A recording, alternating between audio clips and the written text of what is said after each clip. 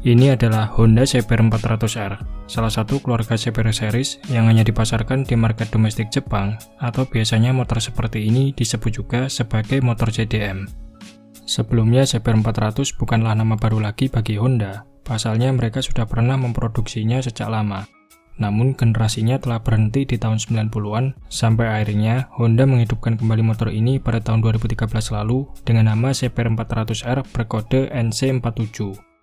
Meskipun mengusung nama yang sama, CBR 400R NC47 sangatlah berbeda dengan generasi terdahulunya yaitu CBR 400RR NC29.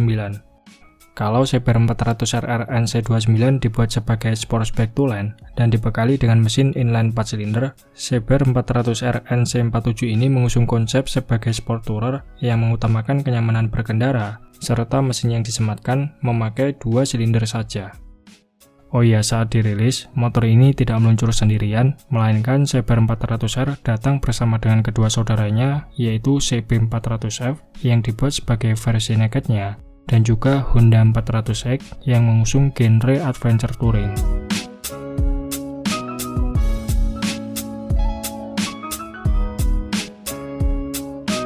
Generasi pertama motor ini mempunyai desain yang terinspirasi dari kakaknya yaitu CBR 1000RR Fireblade. Namun kalau kita perhatikan dari samping, garis desain serta knalpot motor ini sekilas mirip seperti CBR 250 K33, di mana bodyworknya terkesan simpel serta tidak terdapat banyak lekukan. Keseluruhan desainnya ini terlihat sporty sekaligus gagah, ditunjang oleh fairing samping yang mempunyai cowakan agak besar yang mengekspos bagian mesinnya. Urusan sasis, Honda CBR 400R mengandalkan frame baja tipe tralis, lalu kaki-kakinya memakai velg case wheel palang 12 dipadukan dengan pengereman full cakram dengan kaliper aksial dari Nissin. Depan menggunakan kaliper 2 piston, sementara belakang memakai kaliper single piston.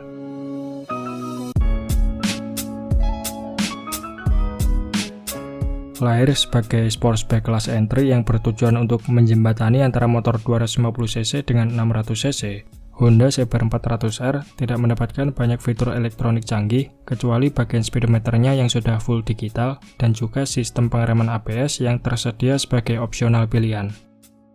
Untuk segi permesinan, motor ini dibekali mesin 399cc inline twin, DOHC 4 klep per silinder dengan bor 67 mm x stroke 56,6 mm, kemudian sistem pengangkatan bahan bakarnya full injection PCM FI dengan throttle body 34 mm, serta transmisinya menggunakan 6 percepatan.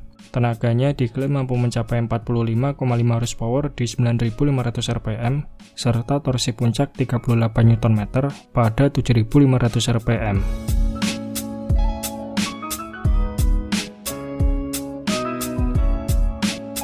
CBR 400R NC47 ini dijual di pasaran Jepang dengan harga setara 65 jutaan untuk versi non-ABS, sedangkan versi pengereman ABS dibanderol sedikit lebih mahal, yaitu 73 jutaan.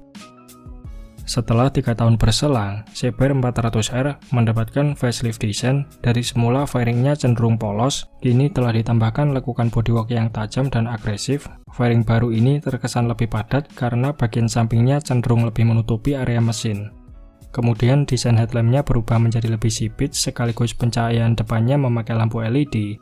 Lalu bagian spakbor, footstep, serta knalpotnya tampil dengan desain baru, sementara sektor permesinannya tidak ada yang berubah, kecuali bak mesinnya yang kini tampil dengan warna bronze. Versi facelift ini dinamai sebagai CBR 400R NC47E, dan diproduksi dari tahun 2016 sampai tahun 2018. Pada tahun 2019, CBR 400R kembali mendapatkan perubahan signifikan.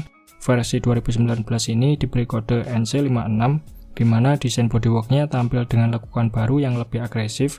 Desain ini terinspirasi dari adiknya yaitu Honda CBR 250RR. Bukan hanya dari segi tampilan saja, namun ada beberapa komponen yang telah dirubah, misalnya seperti stang kemudi yang posisinya diletakkan di bawah segitiga dan dibuat agak condong ke depan.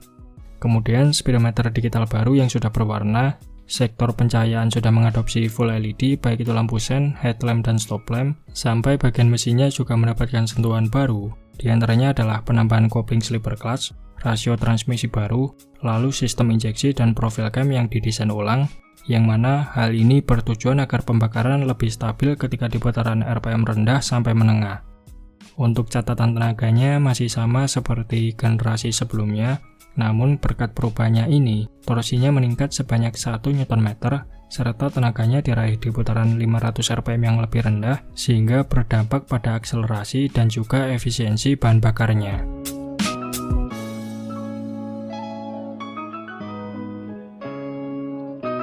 Honda CBR400R menjadi model sportsback yang laris di pasaran Jepang dan disukai oleh semua kalangan, baik itu pengendara senior maupun pengendara baru yang beranjak dari kelas 250cc. Tak heran, berkat penjualannya yang cukup laris, CBR400R mendapatkan improvement setiap 3 tahun sekali. Setelah terakhir di-upgrade pada tahun 2019, pada awal tahun 2022 lalu, motor ini kembali mendapatkan penyegaran pada sektor pengereman dan juga suspensi depannya. Meskipun dari segi desain masih sama seperti versi sebelumnya, berkat suspensi depannya yang diganti memakai upside down dari Showa, serta pengereman depan diganti menjadi double disc, ditambah lagi kalipernya sudah mengadopsi tipe radial. Beberapa ubahan ini tentu saja menambah sempurna dari segi tampilan desainnya, serta performa handling dan pengeremannya menjadi lebih bagus dari sebelumnya. Kalau dilihat kubikasi mesinnya, CBR400R tentu saja lebih besar dari CBR250RR. Namun uniknya motor ini justru dijual lebih murah, di mana bandrol harganya adalah 841.500 yen atau sekitar 94 jutaan, sedangkan CBR250RR yang dijual di Jepang dibanderol 869.000 yen atau setara 97 jutaan. Oh iya, CBR400R ini mempunyai kembaran lain, yaitu CBR500R yang merupakan versi yang dijual untuk market global. Secara tampilan, CBR500R ini sama persis seperti CBR400R, hanya saja bedanya CBR500 mempunyai stroke yang lebih panjang, yaitu 66,8 mm, sehingga kubikasi mesin yang dihasilkan menjadi 471cc, sekaligus output tenaganya juga lebih besar, yaitu 49 horsepower, dan torsinya 44,6 Nm. Honda CBR500R sendiri sempat dijual di Indonesia selama beberapa tahun, dan pada tahun 2019 lalu motor ini dijual di Indonesia dengan bandrol harga 150 jutaan. Namun sayangnya untuk sekarang ini Honda Big Bike tidak mendisplay lagi motor ini di website resmi mereka, dan kemungkinan karena kurang laku di pasaran, untuk saat ini penjualannya di Indonesia telah dihentikan.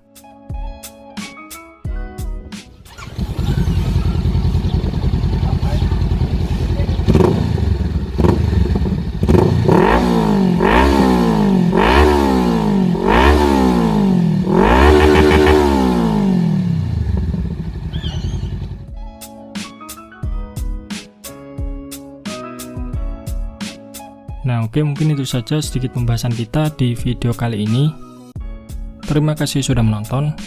Sampai jumpa di video-video Bang Rossi selanjutnya.